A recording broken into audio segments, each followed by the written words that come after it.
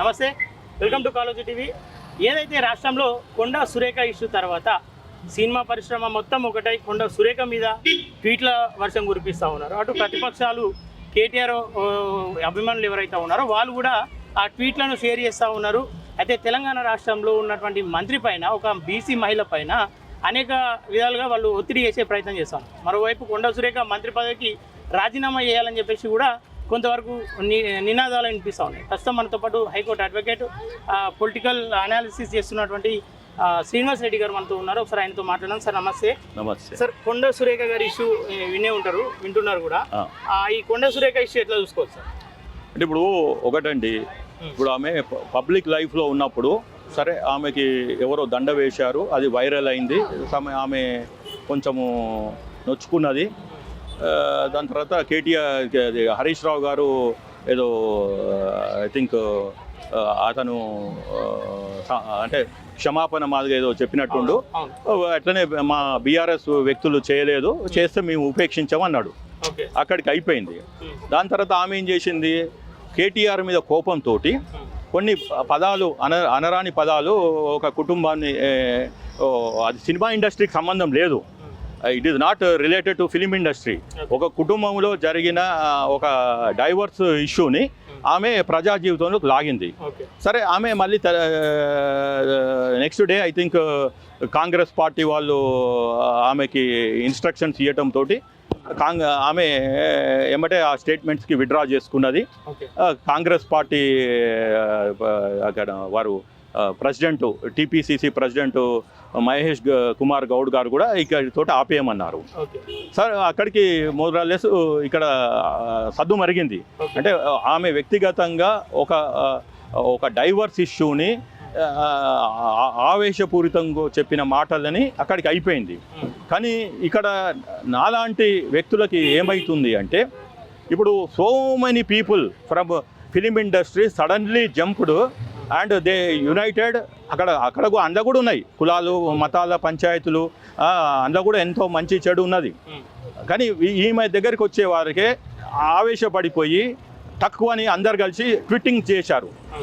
తర్వాత చేస్తూ మళ్ళీ సరే ఆమె అక్కడి మాటికి ఆపేయకుండా ఆమెకి పైనుంచి ఏం చెప్తున్నారు, అందరూ రాజకీయ నాయకులు మీరు మీ రాజకీయాల గురించి మాలాంటి సెలబ్రిటీస్ని, మా లాంటి మంచి ఉన్నతమైన కుటుంబం నుంచి వచ్చిన వాళ్ళని ఎందుకు లాగుతున్నారు అంటున్నారు.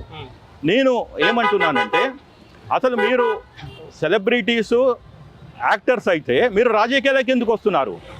మీకు సెలబ్రిటీ అనేది ఒక ముసుగు, యాక్టర్ అనేది ముసుగు, కానీ మీ అంతా బతుకు రాజకీయమే. ఇప్పుడు చిరంజీవి గారు పార్టీ పెట్టారు, ఆయన ఫెయిల్ అయితే వాళ్ళ తమ్ముడు పార్టీ పెట్టాడు.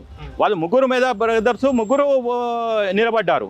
ఇదే రామ్ చరణ్, అల్లు అరవింద్, జూనియర్ ఎన్టీఆర్, వీళ్ళందరూ కూడా రాజకీయాలలో వచ్చి దిగి స్పీచ్లు ఇచ్చి 2009లో స్పీచ్లు ఇచ్చారు. మొన్న 14లో కనపడలేదు, మళ్ళీ మొన్న 24లో కూడా అతను ఎంతమంది సినిమా ఇండస్ట్రీ నుంచి వచ్చి స్పీచ్లు ఇచ్చిపోయినరు.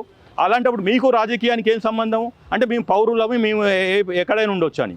కాబట్టి మీరు ఒక సెలబ్రిటీ అనే ముసుగులో రాజకీయాల్ని మీరు విమర్శిస్తున్నారు. సినిమా యాక్టర్ అనే ముసుగులో మీరు రాజకీయం చేస్తున్నారు. కాబట్టి మీరు అక్కడి మాటికి ఉంటే కొండా సురేఖ అంటామే మిమ్మల్ని ఇందులోకి ఈ ఎగ్జాంపుల్ తీసుకోకపోయేది. ఇంకోటి రెండోది, ఇప్పుడు సరే ఓకే, ఒక మహిళ గురించి నేను మాట్లాడతలేను, కానీ అంటే ఇరువైపుల మహిళలు ఉన్నారు. కానీ అక్కడ ఒక పర్టినెంట్ పాయింట్ ఉన్నది. ఇప్పుడు కేటీఆర్ గారు 10 సంవత్సరాలు దాన్ని ఎందుకు కూల్చలేదు?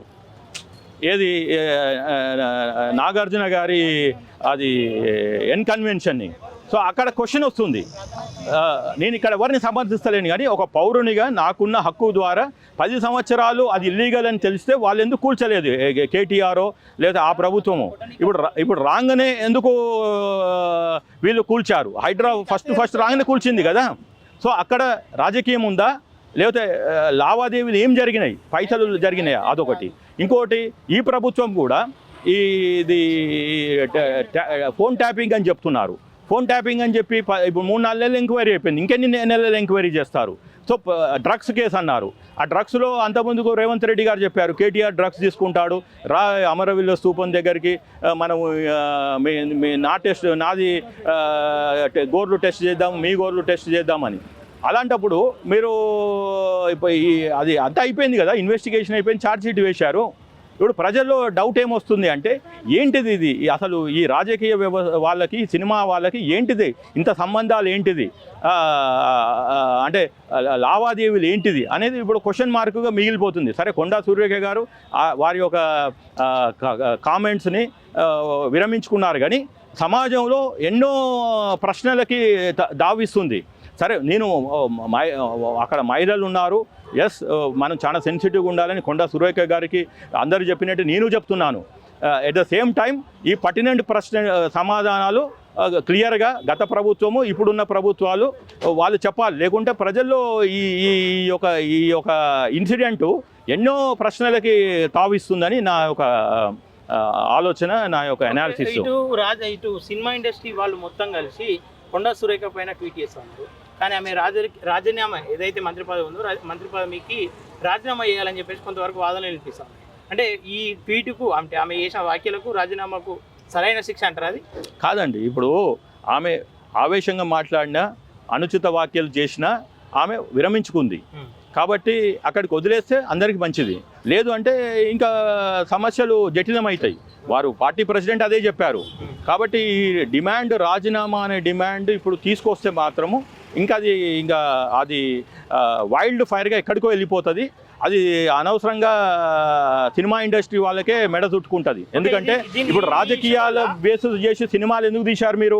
నేను ఒక రెడ్డి సామాజిక వర్గం నుంచి వస్తున్నాను, మీరు రెడ్ల పేరు మీద చేసి ఎందుకు సినిమాలు తీశారు? ఇప్పుడు ఇంద్రసేనారెడ్డి అని సినిమా తీసి ఆయనకేమో అవార్డులు రావచ్చు, ఒక వీర నరసింహారెడ్డి అని సినిమా తీసి వాళ్ళకి రావచ్చు. అంతేందుకు కొండా సురేఖ గారి సొంత వరంగల్లో శైలజారెడ్డి అల్లుడా ఏదో సినిమా తీశాడు, నాగ చైతన్య. అంటే మీరు రెడ్ల పేర్లు పరువు చేయొచ్చు, వరంగల్ జిల్లా పరువు తీయొచ్చు, మీరు దాని మీద సినిమాలు తీయొచ్చు. రాజకీయాలు ఎంత నీచమైనయో సినిమాలో చూపించవచ్చు. ఆమె ఒక నోరు జారినందుకు మీరు ఇంత పెద్ద డిమాండ్ అడగటము సమంజసం కాదు. అది ఎవరు అడిగినా కానీ ఆమె ఎమ్మటే క్షమాపణ చెప్పింది, అయిపోయింది, దాన్ని అక్కడికి వదిలేయాలి. లేదు అంటే మేము మీ అందరం ఐక్యమైనము, మేము సెలబ్రిటీలేము, మేము ఏమైనా నడుస్తుంది, మేము రాహుల్ గాంధీ దగ్గరికి వెళ్తామంటే మేము కూడా ప్రజలను అడుగుతాం, ఇంటలెక్చువల్స్ అడుగుతాము. సరేనండి, మీరు సినిమాలు ఎందుకు తీశారు? రెడ్ల పేరు పెట్టుకొని రెడ్ల మహిళల పేర్లు పెట్టేందుకు తీశారు? రెడ్ల మహిళలను ఎంత ఆవేశపరులను చూపించారు? మీ ఇంద్రా సినిమాలనే ఆమె ఎవరు, ఆమె ఆర్తి అగర్వాలా, ఆమెను ఎంత హీనంగా చూపించారు. ఓకే, ఫైనల్గా ఏమంటారు సార్ ఈ ఇష్యూ పైన? అటు సినిమా వాళ్ళకి సపోర్ట్ చేస్తారా లేదంటే కొండా సురేఖ? నేను ఎవరికి సపోర్ట్ చేయనండి. నేను నాది ప్రజల గొంతు, ప్రజల వైపు ఉంటాను. నేను న్యాయం ఎవరి వైపు ఉంటే వాళ్ళ వైపు ఉంటా. మోర్సో తెలంగాణలో ఇలాంటి పంచాయతీలు పెట్టొద్దు. సగం సినిమా ఇండస్ట్రీ వాళ్ళు ఆంధ్రోళ్ళు, వాళ్ళకి ఏం 10 సంవత్సరాలు అయింది, ఎందుకు ఇక్కడ ఆంధ్రాలో హైదరాబాద్లో పట్టుకొని ఎలాడుతున్నారు? వాళ్ళకి లేదా రాజధాని అమరావతి అనగానే అక్కడ పోతామంటారు, వైజాగ్లో అంటే అక్కడ మీరు ఆడ పోతామంటారు, మళ్ళీ హైదరాబాద్లో ఎందుకు ఎలాడుతున్నారు? కాబట్టి మీరు హైదరాబాద్లో రెండో సెకండ్ రేటెడ్ సిటిజన్కి ఉండరు, కానీ తెలంగాణ రాజకీయాల్లో ఏలు పెట్టకండి. ఆమె ఏదో ఒక ఇంతకుముందు కూడా మంత్రి పదవి చేసింది. ఆమె తెలంగాణ కోసము అప్పుడు రాజశేఖర రెడ్డి గారు నేను లేని మంత్రి పదవిలో ఉండను అని చెప్పి రాజీనామా చేసింది. సరే, ఆమె కష్టపడి ఒక రాజకీయ జీవితం చేసుకుంది. ఒక పొరపాటున ఒక స్టేట్మెంట్ రాంగ్గా ఇచ్చినంత మాత్రాన మీరు ఆమెని అందరూ సెలబ్రిటీస్ ఒకటై ఇక బీసీ మహిళని మీద ఏకదాడి చేస్తామంటే మాలాంటి ఇంటలెక్చువల్ ఊకోము. మేము ఎవరైనా తెలంగాణలో మా పంచాయతీ మేము చూసుకుంటాము. మీరు ఓన్లీ ఆ రోజు ఏదో మీరు మిమ్మల్ని గౌరవంగా పిలిచారు, వచ్చారు, మీరు సినిమాలు చేసుకోరి, సినిమాలు ఆడితే ఉండ్రి, సినిమాలు ఆడకుంటే వెళ్ళిపోరి. అంతేగాని మీరెవరు రాజకీయాలలో తలదూర్చడానికి? ఆమె సారీ చెప్పినాక ఇంకా నేను దాన్ని లాగుతా అంటే ఎట్లా? ఏమైనా కాస్తో కూస్తో అందులో డ్యామేజ్ అయింది అంటే నాగార్జున గారికి డ్యామేజ్ అయింది, ఆమెకి సమంతకి డ్యామేజ్ అయింది, నాగ చైతన్యకి వాళ్ళు చూసుకుంటారు, వాళ్ళు పరువు నష్టం వేస్తా అంటున్నారు. వేసుకొనియండి. మీరందరూ ఎందుకు ఆవేశంగా ట్విట్ల మీద ట్వీట్లు చేసి ఏదో చేస్తున్నారు? Okay, thank you. Thank you very much.